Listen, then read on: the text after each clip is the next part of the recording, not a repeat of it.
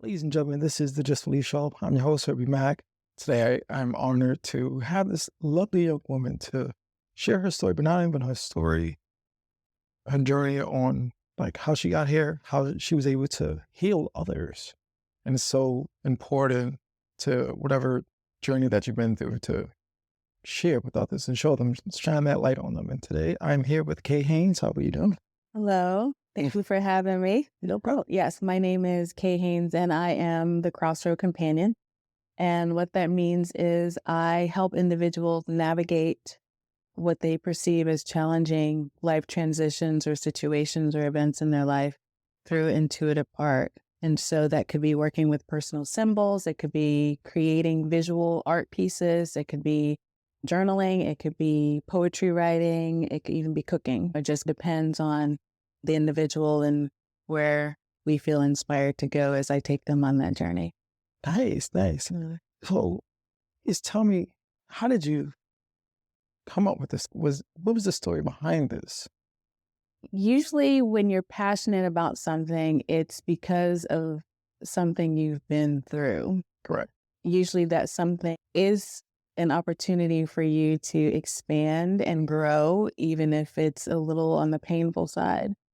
And so I experienced what I consider a dark night of the soul. And that's when, for whatever reason, it started with this veil seemed to fall upon me that dimmed my light. And from there, and I'm not really sure why it happened, but from there, I found myself not being able to rely on the spiritual practices that I grew up with, like praying and reading the Bible and those kinds of going to church. I just didn't feel that connection. And even though that connection never goes away, it's not something that you lose, but you feel like you lose it. And there was just silence. And I feel like nothing was coming through. And that happened for a period of time. And then there was a time when, after that, when all I heard, there was just incessant chatter. And it was just from the inside, the outside. There were times when I couldn't sleep at night, that I would just hear this constant chatter that wouldn't allow me to rest.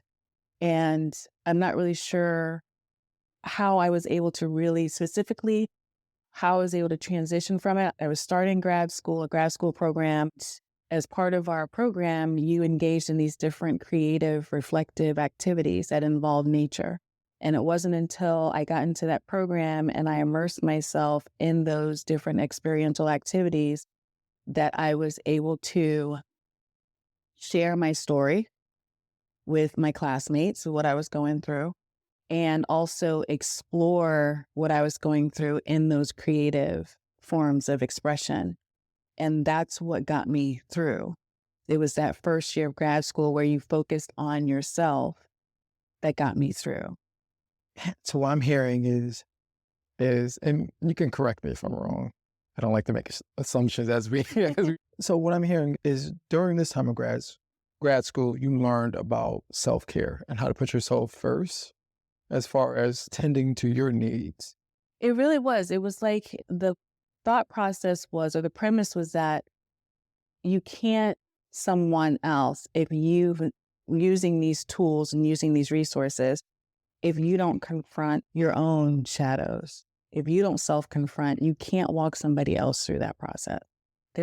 Believe it or not, self-confrontation is scary because you're confronting the parts of yourself that you didn't realize were there. They're a little dark and a little scary, and that you may be a little ashamed of and embarrassed by and feel humiliated by putting light on those things. So that's your first year. So if you couldn't get through that first year of that, then What are we doing? what are you doing? Yeah. Man, I would like to share. I was having a conversation with one of my close friends, and he was like, "Hey, what sparked you to really start teaching people about suicide and all of that?" And I was just like, it was that conversation I had with myself. It was those moments when I was looking in the mirror, and it wasn't like I'm just looking just at your daily maintenance. It was just looking at who am I, right? Why am I hurt? Okay, this person was a part of my trauma, and I have to forgive them in order to learn who I am. And in order to learn who I am, I have to forgive myself for being so hard on myself. right? There's so much things that, like, for myself, my trauma started as a child. And as an adolescent, I was still carrying it. And I was just like, man, for me to put this pressure on a kid, it's not right. I had to learn how to love myself as a child, like hug myself. I have a photo of myself in my office. And every day I look at that kid and I'm like 3 years old. Okay. But I look at that kid and tell him he's loved, he's smart, he's intelligent, because that kid is going to turn into that man that you see today to really be able to face the world in his authentic self. But that journey, I had to sit back and look and be like, who am I? Man, yes, I made mistakes. I'm not perfect. Show me somebody on this earth that's is, and I'll shut up. But really embrace that and just be honest with myself. You know, it took years to really be comfortable in my own skin, right? You see how I dress, and people like, oh, I'm just like, yeah, this is who I am. I'm not going to change for anyone. Accept it or don't like it. Doesn't bother me because I love me. So I think that was very important for you to sit there. So talk about that journey of healing during this time of grad school and you're learning who you are. Specifically, What was the healing? What was the first step for you? I think the first step was getting rid of a limiting belief, the belief that was not a creative person, because that's what I use. I use art. But for me, art was being able to draw. I can't draw. Being able to create these beautiful images that were recognized, or write poetry, or I felt like I wasn't able to do that. I could sing, I could dance, I did choir, show choir and stuff like that. But yeah, I had to overcome that limiting belief and other limiting beliefs. I think that's where it started. Because if you're holding on to these limiting beliefs and you're buying into them and owning them, then you're stuck because you're not willing to believe something different. And it really is as simple as believing something different, because thoughts are powerful. That's where our creativity comes from, it's our thoughts. And until you realize it's just that simple, then you do feel like you're stuck. Learning how to reframe your mindset, something that I had to learn, right? It's very similar to you. I thought that I wasn't the brightest. I thought I wasn't the sexiest, but I had to believe like I am. I am. I don't care if this person doesn't find me attractive. I don't care if this person thinks I'm an idiot. No, I feel like I'm above average when it comes to being smart, right? But learning that and being okay with that and not only saying it out loud, but writing it, right? One of the things I did was I wrote my emotions on my mirror, like the positive affirmation, along with having sticky notes. Sticky notes was in the car, but actually writing on the mirror. Because when you freshen up or when I'm talking to myself and I'm looking at these words in the mirror, I'm saying it to myself. I'm writing it out loud and putting it to the universe so it can come back to me, so I can be as confident, so I can be as strong as I want to be, right? Stop having that doubt of, can I do this? Am I that bright? Because I can imagine grad school was very challenging, let alone trying to discover who you are during this time. You got papers due, you got projects and all that. And then this time for you, you're just like, okay, I'm going to find who I am. I'm going to take on the burden of being a student. This is more important. Let me actually plant these seeds so I could be the woman that you see today. So I find that, I applaud you. I find that so inspiring. Yeah. I did not set out to be the Crossroad Companion. So how did you get here? Can you talk about that? Man, I think it was just part of that step by step, that journey, going through grad school and doing the self-confrontation and shadow work, and you don't know what you're going to learn. You have one thing that you expect. You have your expectations, right? What you think is supposed to happen and where you think the journey is going to take you. But it's not until you really surrender at some point you go, okay. Because I was supposed to be an engineer. Okay. And I was supposed to be an environmental engineer. Okay. Spirit literally said, this is not for you. Like, it got to the point where when I would go to class, I would get these intense stomach pains to the point where I would be doubled over in pain and I would have to excuse myself. And the further away I got from the classroom, the pain lessened. And the closer I got to the classroom, the pain would come back. There's no rhyme or reason for that other than you're not where you're supposed to be. It couldn't be any clearer. At that point, I couldn't deny The universe, that. spirit is telling you, hey, you're getting off track. Stop. You got to stop. This is not your calling. It's not. Right. I was like, okay, then what is it? What am I supposed to do? And so that's when I signed that sacred contract, right? Okay. I'm going to walk in my purpose. I'm going to do what I'm supposed to do. So guide me in that. And once you sign that contract, it's just like asking for patience. You can't renege on that. Once you say, I will, I do, you committed. Oh my goodness. I literally just made a contract Monday. Mm. Made a contract to myself Monday, right? That's accountability contract. There's certain, as you said, there's certain goals and stuff that we want to achieve. And sometimes we do get thrown off. Even though you have friends, family that will hold you accountable, it's not the same. Yeah. Oh, hey, I'm going to check in on you. Oh, hey, you did that. Oh, nah, okay, cool. In my contract, I put my goals. I have consequences that I don't want to pay. Those are my taxes that I don't want to pay. And then not only that, I also put the rewarding part. If I achieve goal number 1, okay, cool. I didn't do this. Now I have to pay my fee. And if I do achieve goal number 1, not if I do, when I achieve goal number 1, the first rewarding thing is I'll be able to take my family on a vacation. That's something that is like, oh, okay, cool. My wife saw it. She was like, yeah, that's a great idea. And it's just one of the things that I've learned over time. Sometimes we get distracted by just life in general or our own goals and ambition. Hey, I'm going to do this. Oh, actually, I'm going to go do that. Actually, I'm going to go do this. And you lose track of what you really wanted. You're just doing it because it's the new thing right now. Or you're doing it because someone suggests, hey, if you do this, hey, you can make $20,000 right away. And it's just, oh, I want to make money, but my heart really don't desire that. Oh, this is fun, but I don't really desire that. This one right here, I desire. So let me actually lock in and focus on that. And that is, that's dope because I was like, man, people probably gonna think I'm insane, but it's accountability contract for my goals. And every month, at the end of the month, I will have a meeting with myself and figure out what areas do I have to improve it. Man, I didn't get to goal number 1. Am I actually putting the time and dedication to it? Or am I actually doing it? Or if I'm thinking I'm doing it? It's a difference, right? Yeah, like, absolutely. but, hey, I think I'm doing work, but then you look at your goals and you're like, man, the action's saying I'm not. Well, yeah, so I love how you actually have that contract as well. Along that contract, once you signed it, what did that look like for you? You're like, okay, look, I'm listening to you. I'm not going down this path anymore. Was it right away you took off? Was it some doubt in there? Of course. Since high school, that's the path. That was what I was supposed to do. I went to a magnet school that focused on, now they call it STEM, but it was engineering and all that stuff. And I had to change the mindset because you're an engineering student. It's not like being a psychologist. You know, I'm talking about feelings. You got theorems and formulas. You prove them. You do your data says this. That's it.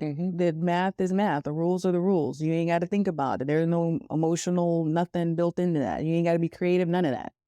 And so when that's where your mind is and that's what you're thinking, that's how you operate. It takes a little minute to go from a science-based study to a little liberal arts school. I went from the University of Central Florida engineering program to a little liberal arts school where you sit in a circle and you talk about how you feel about what we read versus what do you think about what we read? You know what I mean? There's a huge difference. And then you're expected to engage in conversations and the whole warm and fuzzy transformative education. So it was like This is awkward. it was literally taking a duck out of water. And so it was a huge shift, but it took a little bit. It took a little bit to get there, to get used to the idea. Now, along this way, did you ever think about seeking therapy or talking about mental health? Because I know, well, I want to say I know, one would imagine mentally this is system overload. Because you're looking at, okay, normally the math is math right here. Math ain't math, we express it. And I feel comfortable with this because I'm so used to being the STEM student that's excelling, that's going by the numbers. So did you ever think about seeking, I like to say, a pro to help you mentally along this journey? Or was this all self? What's up? Because the way I grew up, you a therapist was somebody you saw on TV, and they were usually did not look like us. Nope. You had therapists, middle-aged white man sitting in a chair, and across from him, his client was some middle white person who paid $150 an hour. First of all, you thought it was something else to do with that $150. Like therapy was not the thing. If anything, We're going to go to church. Or you go to the club. Yeah. There was somewhere There's else other ways to express you yourself with went therapy. to go to like get that released. So no, consider it never crossed my mind to go to Likewise. there. You know what my problem was, right? My problem was, even when I thought about it, I always thought about the conversations in my house. What happens in this house stays in this house. Sure, sure. You don't tell your business. You don't tell your business no. And so I was scared of that. And then very similar to what you just mentioned as far as, my therapy, we're going to the club. Your boy was like, Mr. Anything possible. Exactly. And that was my way to express myself. Now that I look at it, I'm like, man, maybe I should have blocked out the noise and either seek a life coach or seek a therapist that I can afford, because it does get pricey. When you look at a therapist, you're like, oh man, this guy's going to be intimidating, or she may be intimidating, or they may be intimidated. They're going to judge me. And then I had to take a step back and realize, you know what?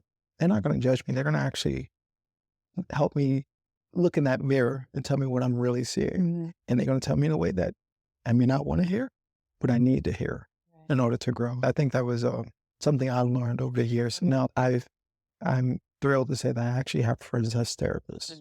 My buddies are like, hey, I'm looking for a therapist. Can you connect me? I'm like, you ain't gonna jeopardize my friendship. But I will sit down with you and we can look around and how to tell who's a good therapist. I was like, I don't need you to, I want to be the bridge and I want to keep that good relationship. Okay. But as I digress, so that moment for you during this doing the self, what was one of the first steps for you speaking out loud and talking to yourself? Was there any, I should say second step. What was the second step for you to really help you get a little sturdy?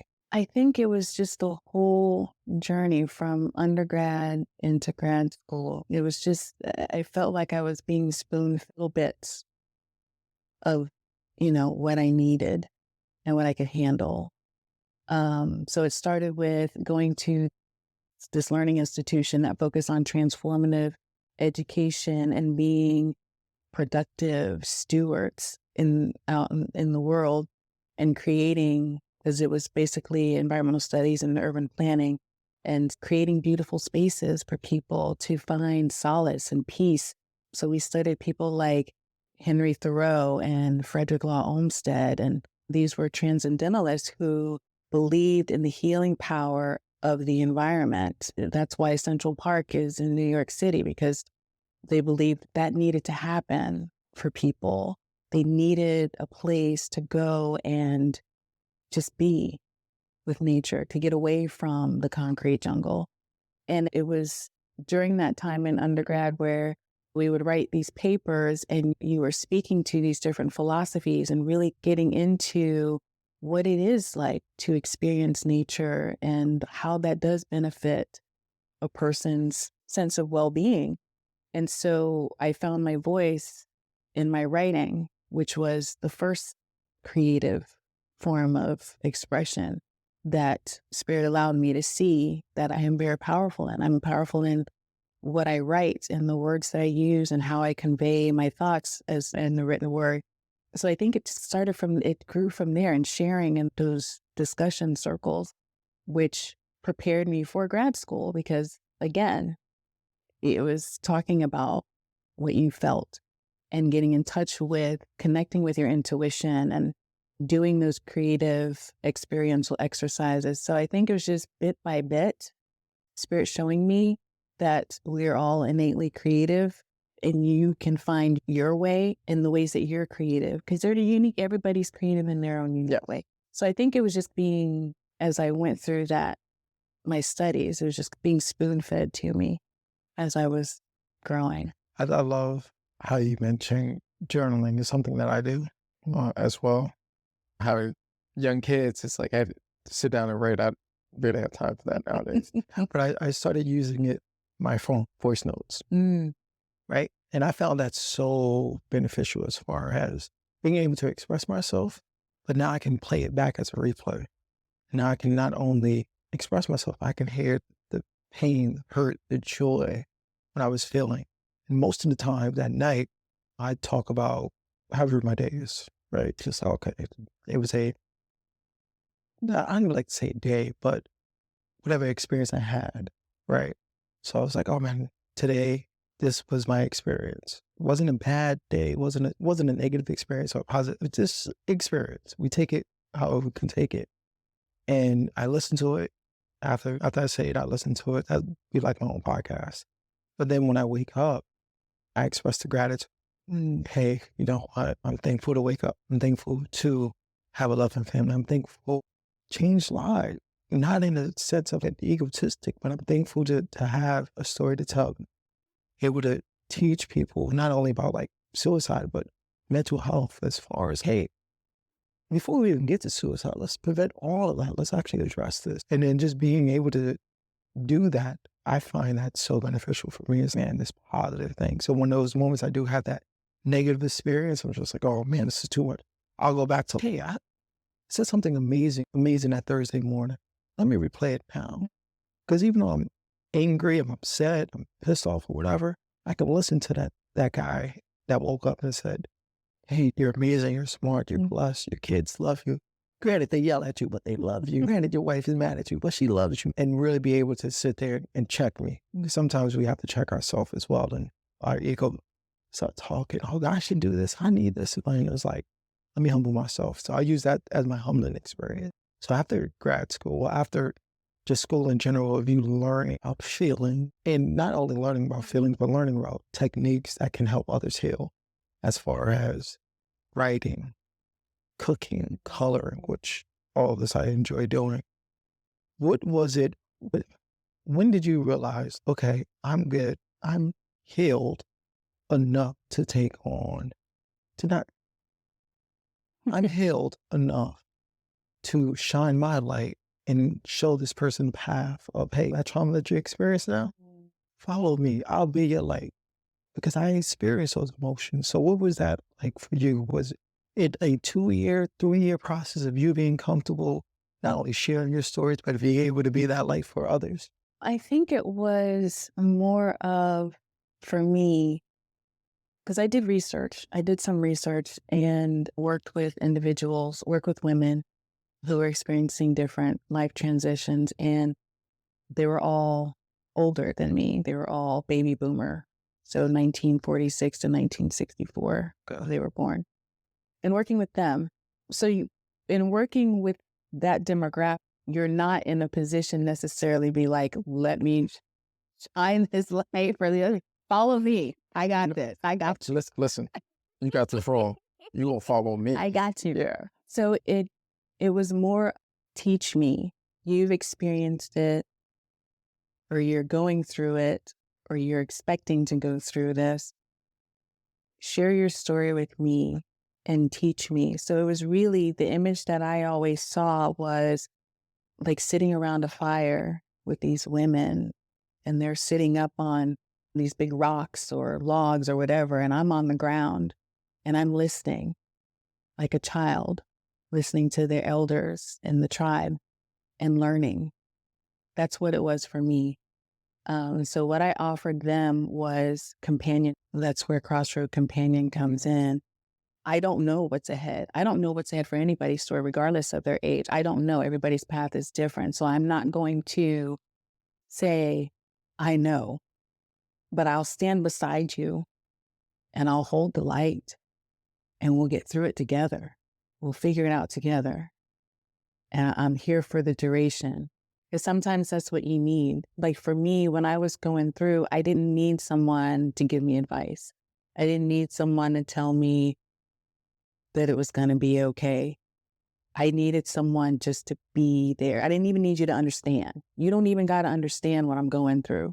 Just be with me, hold space for me, and walk with me. Just like what Jesus would do, right? He would walk with you.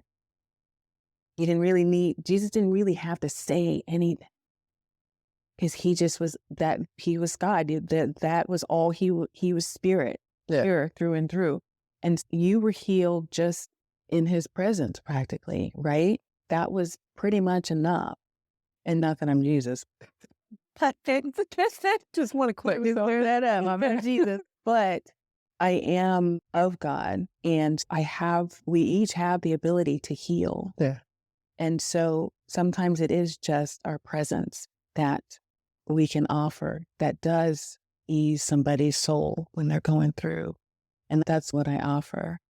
So it was one of those, well, first of all, shout out to that community, because it took a community to help you understand this journey. It probably help you understand you. And oh, okay, cool. I can be a leader to help those that need, but I find it easier, and not even easier, I find it more beneficial to be right there and hold your hand instead of leading the way. So we're going to figure this out together. So you may lead during this stage. I'm going to lead during the stage, but together we're going to get to the end goal, and that's for you to be at peace. So that is amazing. And for myself, I do a lot of support groups, right? And in the support groups, I lead them, right? And I lead it in a very different way. A lot of people are like, oh man, like most support groups, they tell you this when someone's talking, right? Dude, I get it. I'm like, we are all have some experience that I don't know what you've been through. You don't know what I've been through. Something you may been through. Oh, you know what? I tried that didn't work. But you may have a phenomenal suggestion. Oh, hey, I actually did this and this helped me out. I want to have a dialogue, and that's how I treat it, as a dialogue, because I feel like in that we all get to learn together. We all get to, hey, we all have one. And if it do get out of control, that's when I do shut things down.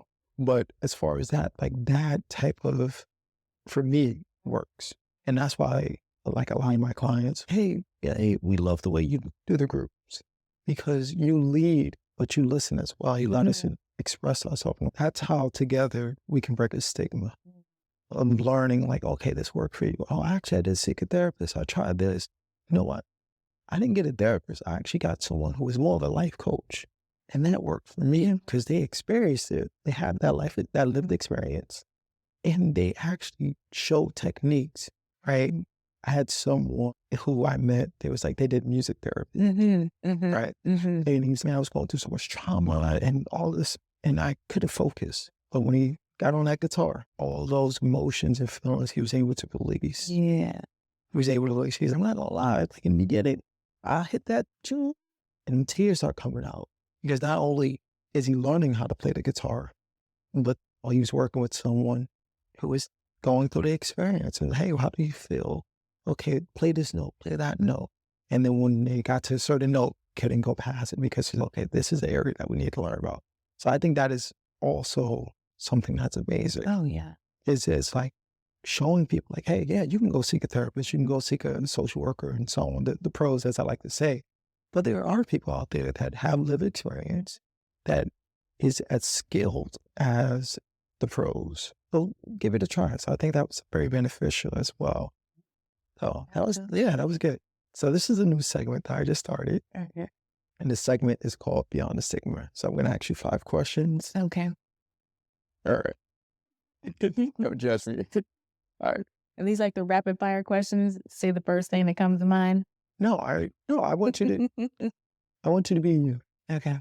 So if you take 16 minutes on one, I'm gonna have to reel it back, okay? I'll try to speed it up.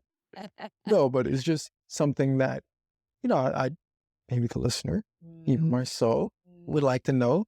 And maybe there's something that you probably didn't acknowledge and thought about. Okay. These questions, here we go. Question number 1. What's the best advice you ever received about mental health? The best advice I ever received about mental health. It wasn't something someone said directly as much as what I observed. Does that count? Okay. Tell me Okay. about it. So what I observe is that mental health applies to everyone, but you, as a person of color who that was not culturally or subculturally our go-to, you didn't really think about mental health a thing in our community. Like you had the people who they called low, or they used the R word, which we don't use anymore, or they might have been crazy or touched, the old folks would say.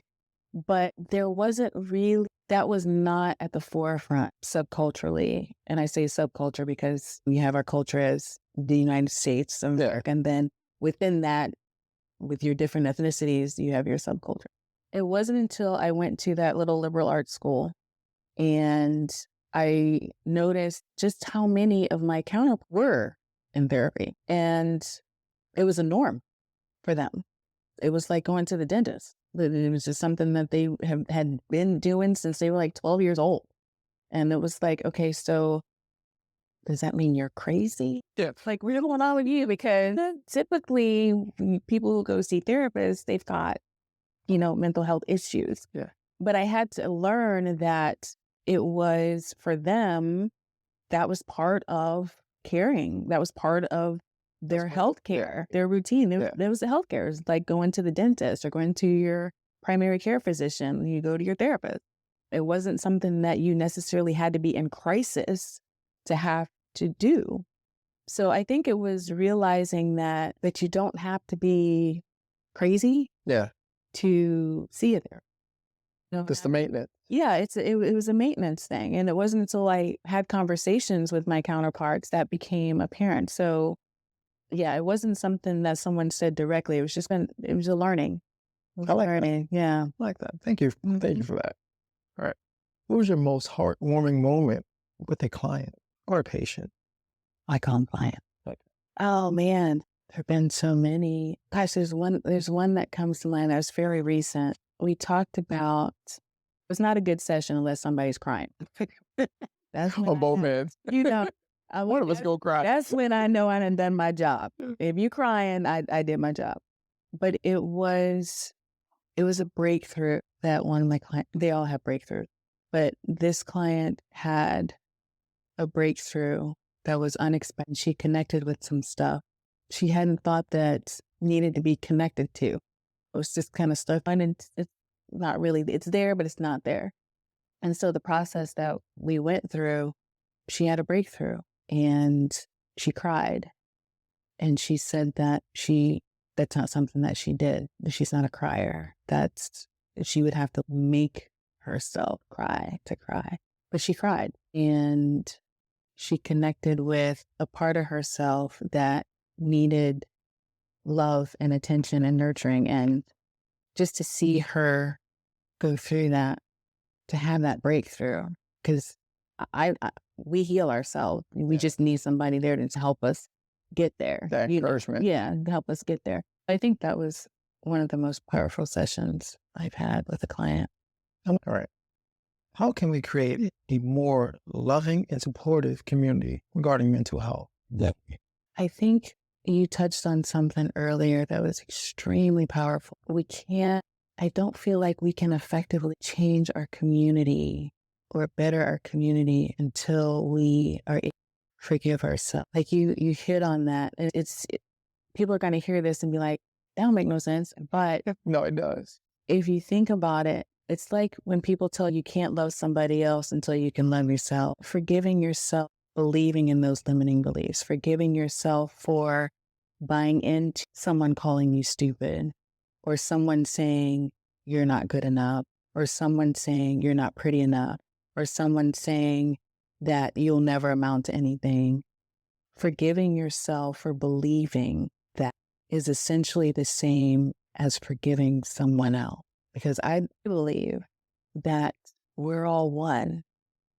And if you think about it, it makes sense. What do we do with we're feeling on the inside? If we hate ourselves, what do we do with that? We project that. Mm-hmm. So treating others in a negative way. because you're relating it directly to who you are. You think somebody's cheating on you because that's what you're doing. Are you thinking about cheating? But and so it makes sense that the right mind thing, which is forgiving yourself, loving yourself, it makes sense that it works the same way. If you can do that for you, if you believe yourself to be beautiful, if you believe yourself to be smart, if you believe yourself to be whole and complete and not lacking, then you're going to you're going to see that in someone else. And until you can see that in you so that you can see that in someone else, you can't anything. It has to start. So if you do it for you, you forgive you. And by you forgiving you, you're forgiving me because you're looking at me through loving eyes. And I've forgiven myself and I'm looking to that person through loving eyes. And so they're able to look at me. That's the way to and so spread it. if we as a community are able to do that, then we fix it. It's done. It's done. I like that. I love that answer. Cool. I don't even know if I should ask this because I feel like you just answered this, but here we are. Okay. What is the biggest challenges facing mental health today and how can we overcome it? Honestly, I think you just answered that. We answered 3 and 4, but just like really going within and learning about it. But also I feel like I don't want to put words in your mouth, but I think what you said about your first answer and watching others going to therapy, like that's a thing. That is like, what? My fear was, man, if I go tell this person what I'm going or how I'm thinking, not only are they going to judge me, but the people in the white coats are going to come. Because that's every time I associate a therapist, I thought about white coats. So that was like my fear of, oh, I'm not going. The white coats are going to come. And if the white coats come, my neighbor, my friends, Who's going to know? everybody going to know. I don't know. Somebody going to know it. And then, in our community, the birds be chirping. Yeah. And then it's like, then mama or auntie, somebody going to be like, oh, hey, you still a nut? Are you okay now? You know. But as I digress, what is the biggest challenge facing mental health today and how can we overcome it? I think, let's see, biggest thing is the word that comes to mind is mindset. There's so many things that impact our mental health, right down to your genetic coding, what you eat. And there's so many layers to that so many issues that need to be addressed. Like our children need to have access to fresh fruits and vegetables and meats their families need to be able to afford foods that aren't crud, for lack of a better word. But because that impacts their behavior. Everything. It impacts how they're able to retain information. In certain areas, I'm so happy that you touched on this. I want to add to your value. In certain areas, depending on where you live, you'll see more McDonald's than supermarkets, right? And if you have that supermarket, it may not be the best supermarket. It may not have all the organic foods that you may need, right? And man, I feel like this is about to be a whole different podcast after this. But it's also, as you said, the mindset, the access to certain things that you need, right? And maybe you don't have the access not only to the food, but to the actual right people that can support you. And they may have the social worker who will get the idea of what you're going through, but they haven't really experienced that. So it's like, how can we do this? It's like really try to create, and this is why honestly I started doing this. It was like, I want people that look like us to get it. Hey, look, I went through this. I'm cool. I'm cool with sharing it. I'm cool. And hey, look, I'm thinking about looking for a therapist right now, right? Not saying I'm going cuckoo for Cocoa Puffs or anything like that. Right. But as you said earlier, the maintenance. I want to make sure mentally I'm as sharp as I can be so I can be that person I desire to be.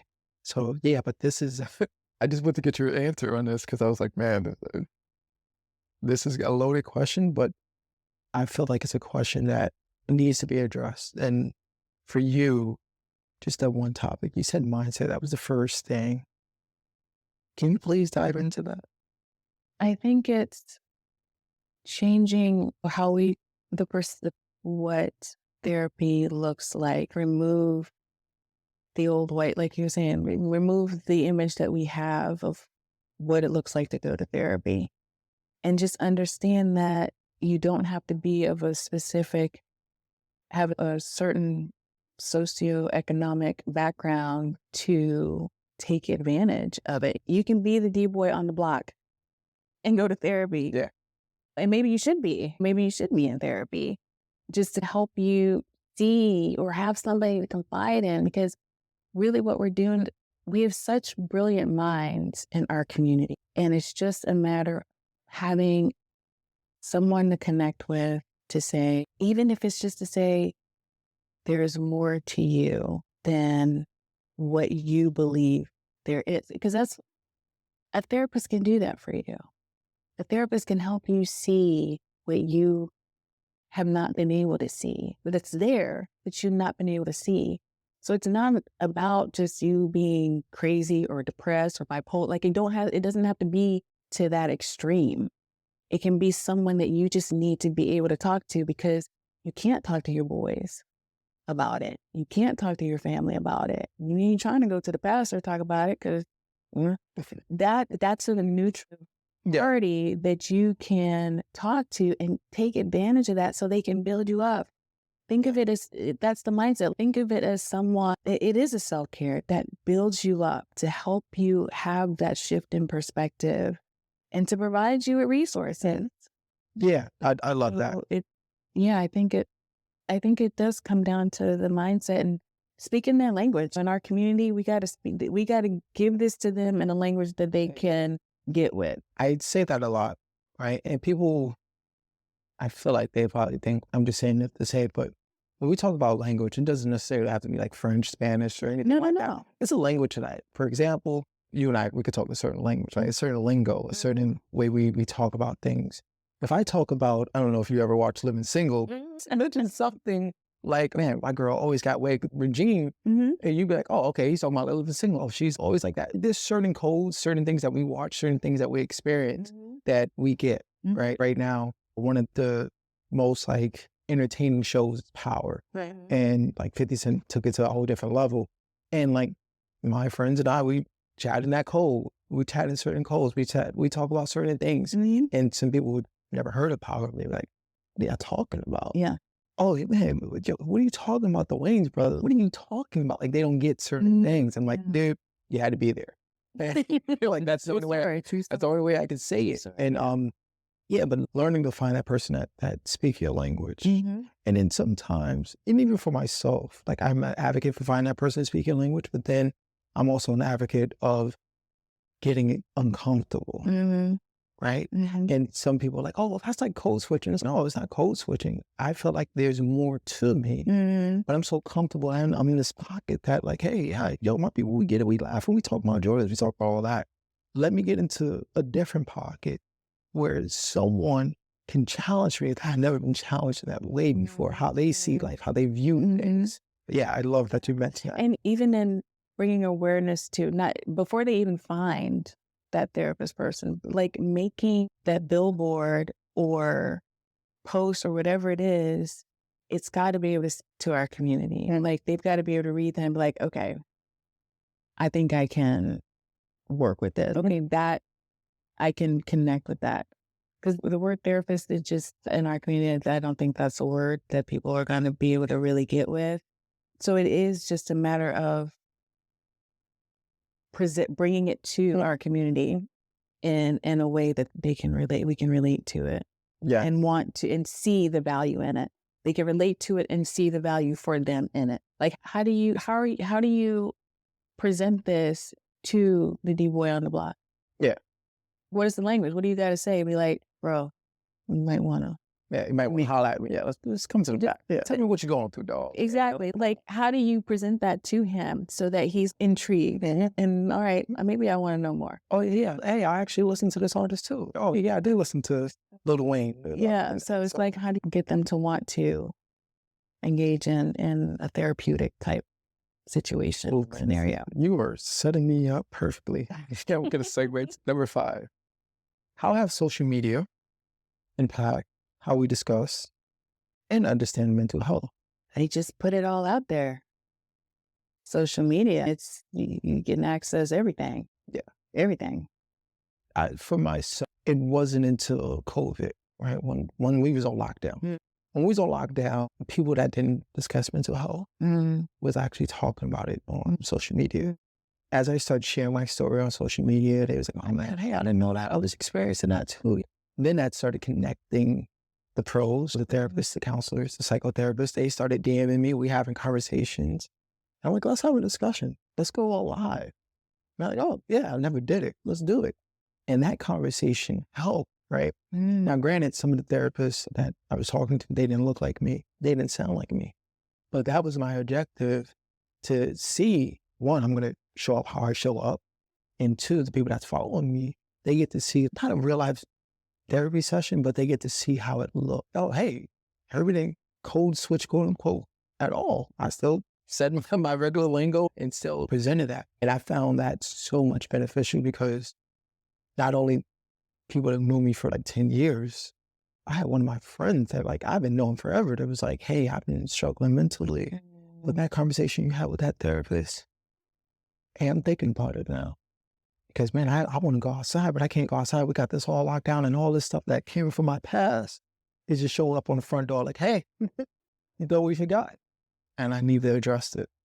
I think social media, for my answer, is to really just present it to very similar to what you said, in a way where they can digest it.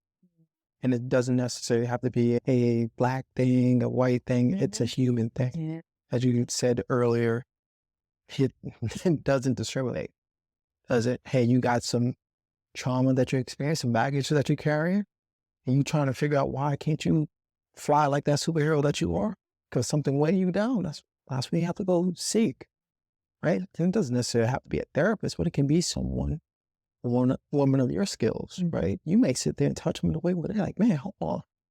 Hey, now all of a sudden I was writing, now I'm writing poems, now I'm writing rap. So I'm writing a song, now I'm expressing myself in a way where it's, man, I'm letting that hurt go, and now I feel like me. Now I feel like I got my power back. I love that. But that was my answer. I want to know yours before prior to wrap this up. I was like, let me. Well, I agree with what you said. That was the one good thing that came from COVID, is that people, when you sitting at home and you're not interacting with people, things start coming up, things start happening. You start, you're locked up, and it may be you and the kids, maybe you, the kids, and the spouse, and you see just how real it is. Yeah. When you can't get away, when you don't have those social outlets. Can't go to the bar, can't have a drink, I can't do any of that. And it's just, man, now all of a sudden I'm thinking about something when I was 11 years old. What? And this is nonsense. So I think normalizing those conversations on social media, and it doesn't necessarily have to be you talking about your trauma out loud in public, but it could be you just taking information and, oh, this person did that? Okay. They're talking about exercising 15 minutes a day? I ain't got no time. Let me bust out some push-ups. Let me go around the block. Let me get my 15 minutes of sun. Hey, I never did this before. Let me go hug a tree. Yeah, I never did this before. Let me go actually talk to myself in the mirror. Talk about this positive affirmations. Get this self-doubt that's in the back of my mind creeping up to me. Let me actually get rid of that. So I think that's good. But before we go, please tell people how to find you.